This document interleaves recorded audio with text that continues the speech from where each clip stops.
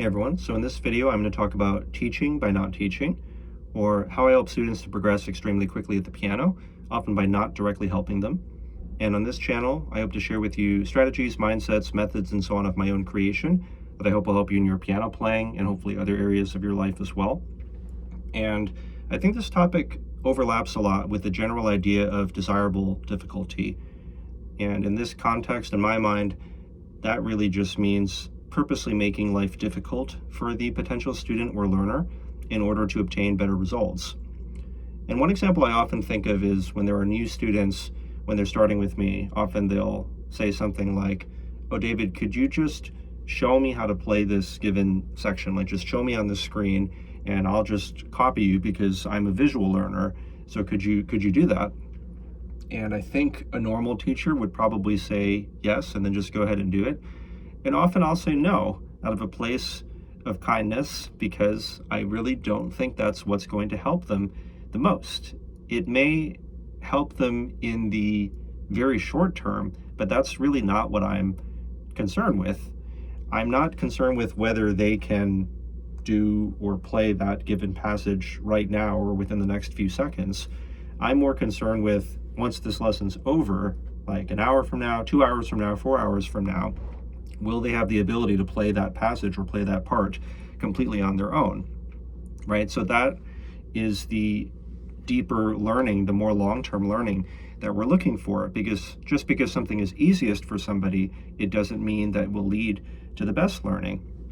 Instead, if it's too easy, there's a certain mindless automaticity to it. It may just be mindless muscle memory, such that they have this short-term, fleeting, mirage-like gain, and really in a few hours they're going to be completely helpless unless they have somebody to depend on at that point. So we're really concerned with this stronger long-term learning, of course, rather than a superficial short-term learning. And I think sometimes in other subjects, maybe this is more intuitive. So for instance, if you're taking a diagnostic math test and then the math teacher basically just says all the answers to you as you're taking this test, which is essentially what happens in traditional music lessons much of the time, it doesn't prove at all that you can do anything on your own. You are completely dependent on that particular teacher's knowledge, of course. And another good thing about this whole teaching by not teaching type of philosophy is that I continuously learn the strengths and weaknesses of the student, what the student can do on their own and what they genuinely need help with. And this is extremely useful to know. So sometimes when you give the student the chance to do something on their own, you will be very surprised. With children, sure, but right now I'm working entirely with adult students, and well, to be fair, children can do plenty of things on their own too, but adults, I mean, there's so much intellectual capacity that's there. You can give them complicated books and resources, and sometimes people are very smart, and even without any instruction, they can do things on their own that, and you wouldn't expect, for instance, like a 5-year-old child to be able to read a beginner book and then follow all the directions completely on their own necessarily. So although children can surprise you in different ways, but in any case, students often can greatly surprise you when you give them the chance.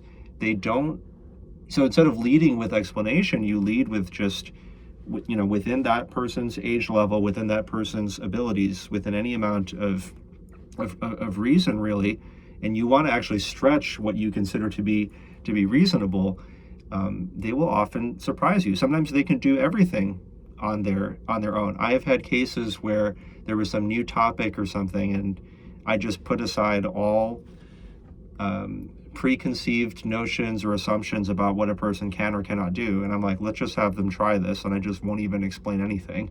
And it turns out that they can completely do it if you just give them the chance. Now, what happens a good amount of the time as well is that they actually do need some help, and that is completely fine. But then like, oh, this person, they can do A, B, and C completely on their own without any assistance.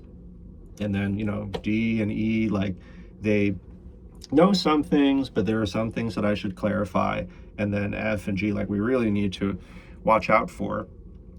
And wow, that is really useful data that I've collected. So then as we go into the next part of the lesson, as we go into the third part, the fourth part of the lesson, as we go into next week, as we go into the next sessions and so on, I'm going to observe the patterns that happen, essentially because I'm continuously doing assessment. It may not be in the form of written tests or traditional assessment, but essentially each time that I'm teaching by not teaching, by having them try something on their own and then seeing and assessing the results of what they've done, I am gathering more and more information through observation, through data. A lot of it is very much like scientific method. And then I can also observe patterns that are coming up. It's like, oh, very consistently. I mean, there are like 10, 15 examples of the student being able to do this type of thing on their own. So I can very reasonably assume that they could do that on their own every time. And then, maybe this topic, they're a little bit iffy on, so we'll continue to work on it. And then this topic, like, they really can't do on their own. So then that's going to be my job, right? Then probably for that topic, instead of doing as much teaching by not teaching, I'm probably going to instruct them more directly, at least for a little bit, before I then leave them on their own to try again. And the research has also consistently shown that people will remember much better if they're given the chance to try things, fail, and then you fill in the gaps rather than if you just told them the answers directly. And again, I feel like this is more intuitive when we consider other examples. Like, I remember to prepare myself for, the SAT, I didn't, attend like what do they call them? They're like SAT prep classes or whatever they are. I just remember that, my brother and I, we went with my dad to Barnes & Noble at the time when that was more of a thing. And we would just get like all of the mock SAT books. And I don't know, I don't think that I was especially brilliant or anything. I just did tons of practice tests. I would just, I think it would, and it took a while to do those tests, and we would do the entire thing. And then afterwards, after I'd done the test, well, then I would look at the answer key and I would go through every single thing that I had gotten wrong. And then the answer key explained why it was that it was wrong. And so I learned from that. And that obviously really helped to prepare me for the test, which I did very well on. And if I had just looked at the answer key directly, that, of course, I would have done miserably on the test and, probably had to retake it many times. And that's the way that people will often run piano lessons. They will just directly give the answers all the time, whether it's something as simple as note reading or it's something as complicated as, critical thinking, problem solving, decision making. And I absolutely believe that you want to give people the chance to mess up, get it wrong, fail, whatever it is that you want to call it. Then you tell them the answers. And just like when I got those mock SAT questions wrong, and then I looked it up, and now I'm like, oh, that's the reason why I got it wrong. I'm going to remember that much better than if I had just been told the answers outright, of course. And remember that all of these things I'm doing continuously over the course of long periods of time. And so, of course, the results are going to get stronger and stronger as that consistent input is put in. And another thing I often love thinking about is what the lesson originally was, what the student is paying for, what they're seeking me out for. I want to make that obsolete as soon as possible. And this is achieved a lot through this whole teaching by not teaching philosophy. And what I mean by that is, let's say that somebody's seeking me out and basically in every lesson, I'm mainly just correcting notes. I'm like, that's a G. No, that's still a G. That's an E. You're playing that in the wrong octave. You're playing F. That's supposed to be an F sharp.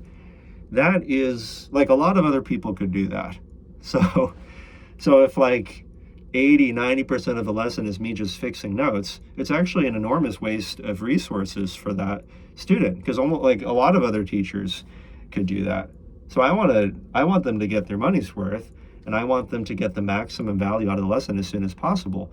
How do I do that? Well, I want to make it so that they don't have to depend on me for that as soon as possible. I need to I need to make sure that they're finding notes correctly first, that they intellectually understand how to do it. And then I may even have to like reprogram their minds, so to speak. Sometimes it could be through like strategies and critical thinking and problem solving. But other times it may just be that this is not the sort of person that double, triple, quadruple checks everything. Maybe they're not extremely careful and detailed.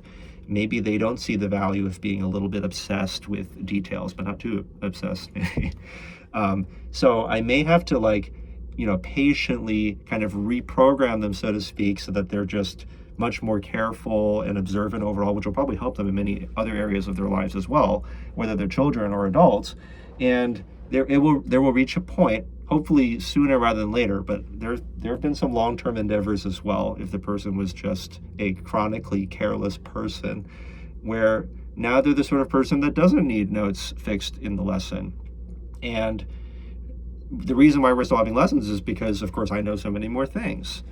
And here, a much more sophisticated example would be, for instance, musicality. Let's say that it's high-level musicality, and I'm talking about playing the melody, let's say it's in the right hand, beautifully above the left hand. In the left hand, let's say it's very, very quiet, and there's little ups and downs to it, and the right hand is soaring, singing beautifully over, with ups and downs to it as well. And maybe they're coming to me for lessons, and it's more like conservatory type high-level lessons where they're trying to achieve this high-level musicality. I want to make it so that the student doesn't have to depend on me for that as soon as possible. Like, when they bring in new music, at some point they will have already achieved this standard that I'm describing, believe it or not.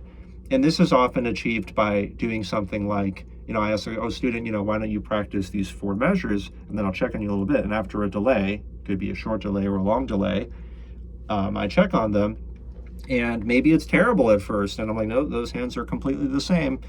But then I check on them again, I give them feedback, then I check on them again later after a short or a long delayed interval. And eventually it reaches the point where I'm like, yeah, that's really good musicality. That really is right hand soaring above left hand, and there's beautiful shaping up and down. That's pretty much what I would consider to be good.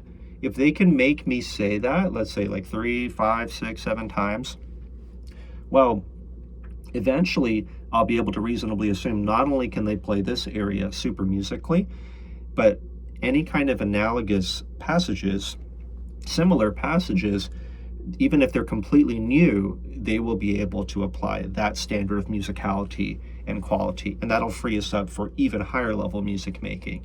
And such it is with strategy as well. If I do this teaching by not teaching this desirable difficulty component, where I make life difficult for the student by not just directly telling them exactly what to do, even with strategy, because in my methodologies, as you may or may not know, I am super specific with, for instance, my logical methodology, where I might ask a student, one component of it might be, why don't you add eighths of a measure, left and then right, and then both hands for each eighth of the measure. And then if you have trouble, of course, you go back to the last eighth, last quarter, last 3/8, etc.